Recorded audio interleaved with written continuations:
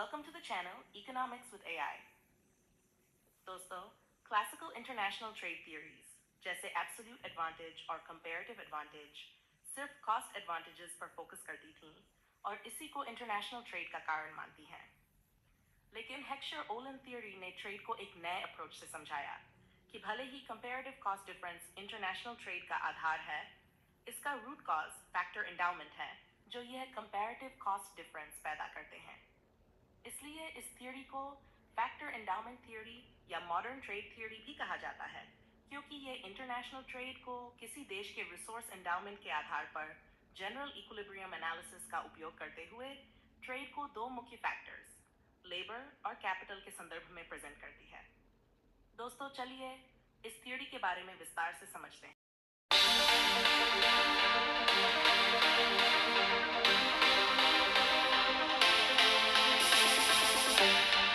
दोस्तों, ये theory Swedish economist इली हेक्सर द्वारा 1919 में डेवलप की गई थी और उनके स्टूडेंट बर्टिल ओलन ने 1933 में इसे आगे बढ़ाया।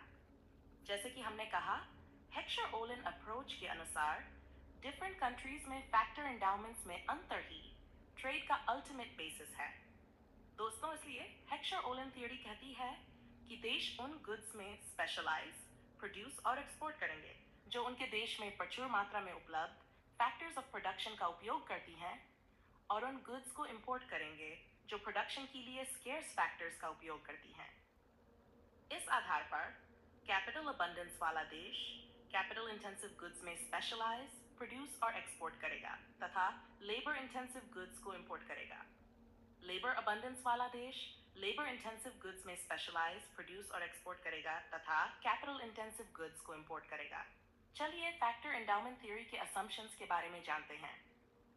इस मॉडल में टू कंट्रीज, टू गुड्स और दो प्रोडक्शन फैक्टर्स कैपिटल और लेबर होते हैं।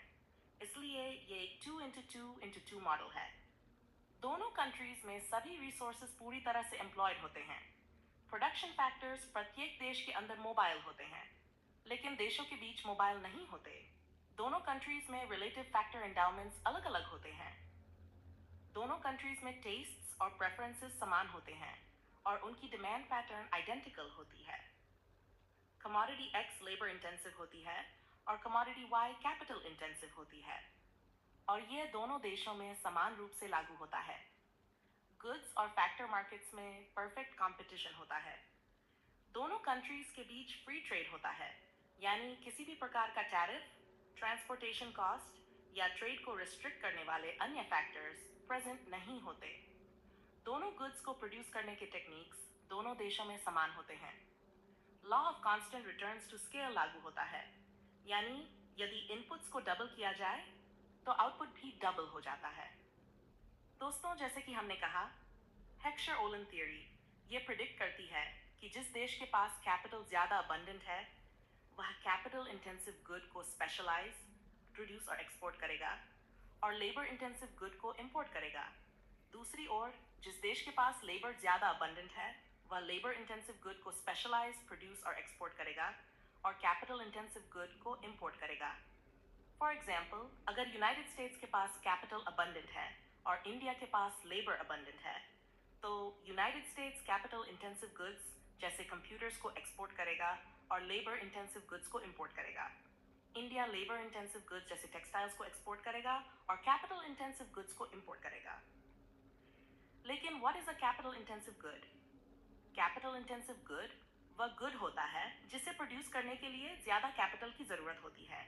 इसका मतलब यह है कि प्रोडक्शन प्रोसेस में मशीन्स, इक्विपमेंट और अन्य फिजिकल इनपुट्स का ज़्यादा उपयोग किया जाता है। एग्जाम्पल्स: ऑटोमोबाइल्स, एयरप्लेन्स और computers. Similarly, what is a labor-intensive good? Labor-intensive good वह good होता है जिसे प्रोड्यूस करने के लिए ज़्यादा ह्यूमन लेबर की ज़रूरत होती है। इसका मतलब यह है कि प्रोडक्शन प्रोसेस में ह्यूमन वर्कर्स का ज़्यादा उपयोग किया जाता है, जैसे असेंबली लाइन वर्कर्स या factory workers. Examples: clothing, food, shoes और फर्नीचर। लेकिन दोस्तों, हम टू गुड्स के फैक्टर इंटेंसिटी और टू कंट्रीज के फैक्टर अबंडेंस को कैसे जानें? चलिए पहले फैक्टर इंटेंसिटी के बारे में जानते हैं। फैक्टर इंटेंसिटी का मतलब है कि किसी गुड के प्रोडक्शन में कैपिटल K और लेबर L का रिलेटिव यूज कितना है। अगर किसी गुड का KL रेशियो ज्यादा है तो वह कैपिटल इंटेंसिव होगी, और अगर KL रेशियो कम है तो वह लेबर इंटेंसिव होगी। मान लीजिए कंट्री 2 के पास 2 कमोडिटीज X और Y और 2 फैक्टर्स कैपिटल K और लेबर L हैं। अगर 1 यूनिट ऑफ Y को प्रोड्यूस करने के लिए 2 कैपिटल और 2 लेबर की जरूरत होती है तो KL ratio is equal to 1। इसी प्रकार 1 यूनिट ऑफ X को प्रोड्यूस करने के लिए 1 कैपिटल और 4 लेबर की जरूरत होती है तो KL ratio is equal to 1/4। दोस्तों, KL रेशियो 1 in Y production is greater than 1/4। इसका मतलब है कि Y कैपिटल इंटेंसिव है जबकि X लेबर इंटेंसिव है। दोस्तों, फैक्टर इंटेंसिटी को हम डायग्राम से भी समझ सकते हैं। जब हम एग्जाम्पल के फिगर्स को डायग्राम में प्लॉट करते हैं तो देख पाएंगे कि KL रेशियो और Y की slope 1 is greater or steeper than X की स्लोप 1/4। आप क्लियरली देख सकते हैं कि रेड लाइन Y की स्लोप से ब्लू लाइन X की स्लोप स्टीपर है। इसका मतलब है कि Y कैपिटल इंटेंसिव है जबकि X लेबर इंटेंसिव है। सिमिलरली, 2 कंट्रीज के फैक्टर अबंडेंस को 2 तरीकों से डिफाइन किया जा सकता है, physical and price definition. Physical definition, total physical units के आधार पर फैक्टर अबंडेंस को डिटरमिन किया जाता है। इस डेफिनेशन के अनुसार जिस देश में KL रेशियो ज्यादा होगा वह कैपिटल अबंडेंट है, और जिस देश में KL रेशियो कम होगा वह लेबर अबंडेंट है। मान लीजिए हमारे पास 2 कंट्रीज हैं, कंट्री 1 और कंट्री 2। अगर कंट्री 2 में KL रेशियो कंट्री 1 से ज्यादा है तो कंट्री 2 को कैपिटल अबंडेंट कहा जाएगा। इसे फॉर्मूला में इस प्रकार लिख सकते हैं, K/L ratio in country 2 is greater than K/L ratio in country 1। अगर कंट्री 1 गुड X को प्रोड्यूस करने के लिए 150 कैपिटल एंड 100 लेबर का यूज करता है तो KL रेशियो है 0.5। सिमिलरली, कंट्री 2 गुड Y को प्रोड्यूस करने के लिए 100 कैपिटल एंड 200 लेबर का यूज करता है तो KL रेशियो है 1.5।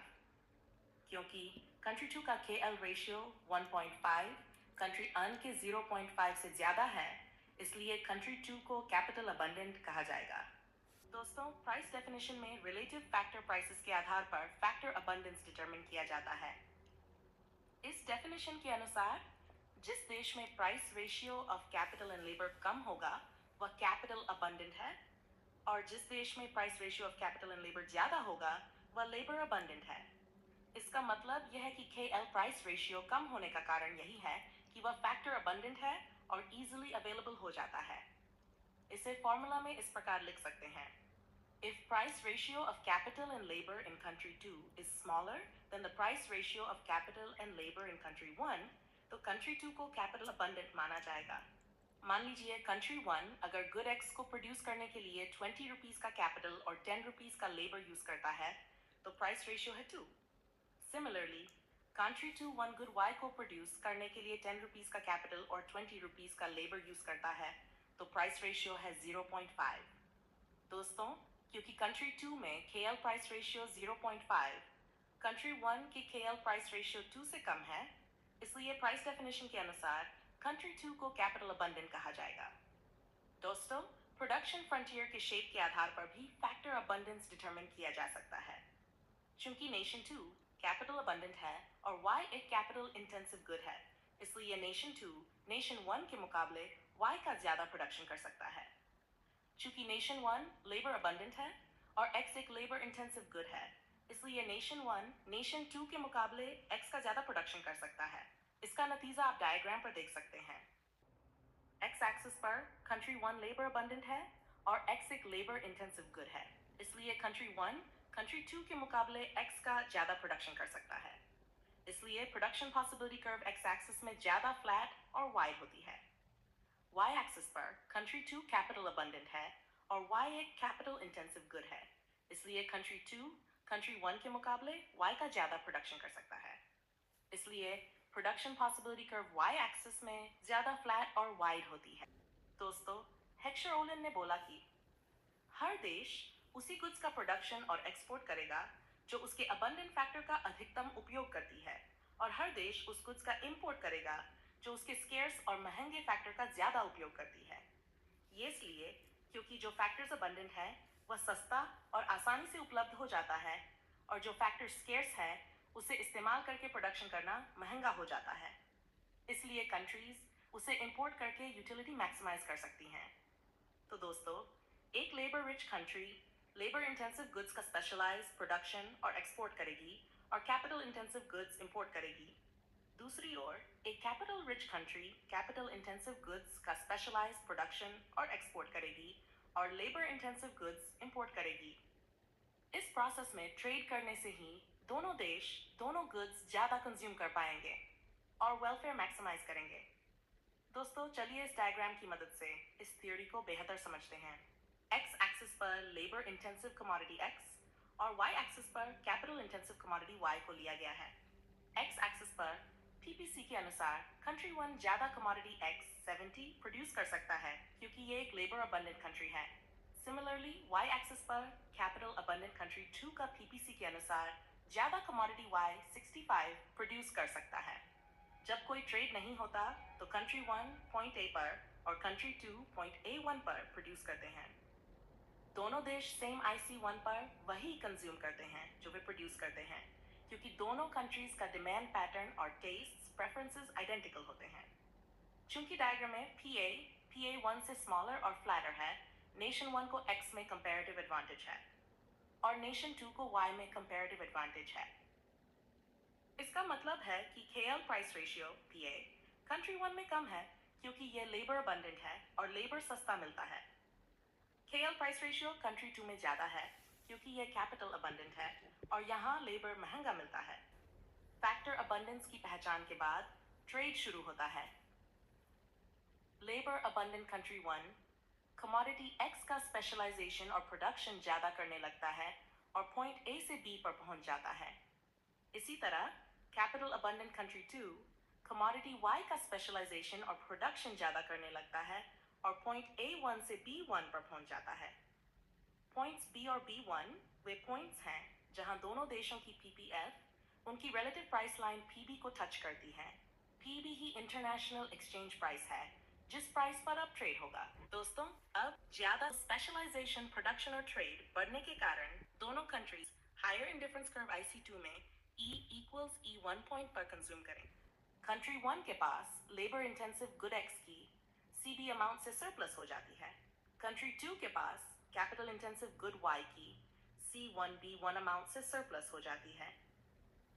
कंट्री 1 अपने सरप्लस XCB को कंट्री 2 के CE अमाउंट ऑफ Ys के बदले एक्सचेंज करता है और IC2 में पॉइंट E पर कंज्यूम करके वेलफेयर मैक्सिमाइज करता है। इसी तरह कंट्री 2 अपने सरप्लस C1B1 अमाउंट को कंट्री 1 के C1E अमाउंट ऑफ X के बदले एक्सचेंज करता है और पॉइंट E1 पर कंज्यूम करता है जहां इक्विलिब्रियम E के साथ कोइंसाइड करता है। इस तरह दोनों देशों का consumption point E equals E1 पर हायर इंडिफरेंस कर्व IC2 पर पहुंच जाता है। इस प्रकार दोनों कंट्रीज अपनी प्रोडक्शन पॉसिबिलिटीज से भी बाहर कंज्यूम करने और वेलफेयर मैक्सिमाइज करने में सफल होते हैं। तो दोस्तों, इंटरनेशनल ट्रेड की वजह से दोनों देशों की वेलफेयर बढ़ गई क्योंकि उन्होंने फैक्टर इंटेंसिटी और फैक्टर अबंडेंस के आधार पर ट्रेड किया। चलिए इस थियोरी के क्रिटिसिज्म्स के बारे में देखते हैं। इकोनॉमीज ऑफ स्केल को इग्नोर करता है। यह theory constant returns to scale मानती है, जबकि वास्तविकता में लार्ज स्केल स्पेशलाइजेशन और प्रोडक्शन से कॉस्ट कम होती है। ट्रांसपोर्टेशन कॉस्ट्स को निग्लेक्ट करता है। यह थियोरी ट्रांसपोर्टेशन कॉस्ट्स को कंसिडर नहीं करती, जबकि वास्तविक दुनिया में ट्रेड पर इनका प्रभाव पड़ता है। इंट्रा इंडस्ट्री ट्रेड को एक्सप्लेन नहीं कर पाती। यह थियोरी समझाने में असमर्थ है कि समान फैक्टर एंडाउमेंट्स वाले देश एक ही इंडस्ट्री में एक दूसरे से ट्रेड क्यों करते हैं। मॉडर्न ट्रेड पैटर्न्स पर लिमिटेड एप्लीकेबिलिटी। यह थियोरी मानती है कि प्रोडक्शन फैक्टर्स देश की सीमाओं के पार मूव नहीं कर सकते, लेकिन ग्लोबलाइजेशन में यह गलत साबित होता है। डायनामिक कंपैरेटिव एडवांटेज को एड्रेस नहीं करता। यह थियोरी स्टैटिक फैक्टर एंडाउमेंट्स पर आधारित है और यह नहीं बताती कि देश पॉलिसी और इनोवेशन के जरिए नए कंपैरेटिव एडवांटेजेस कैसे बना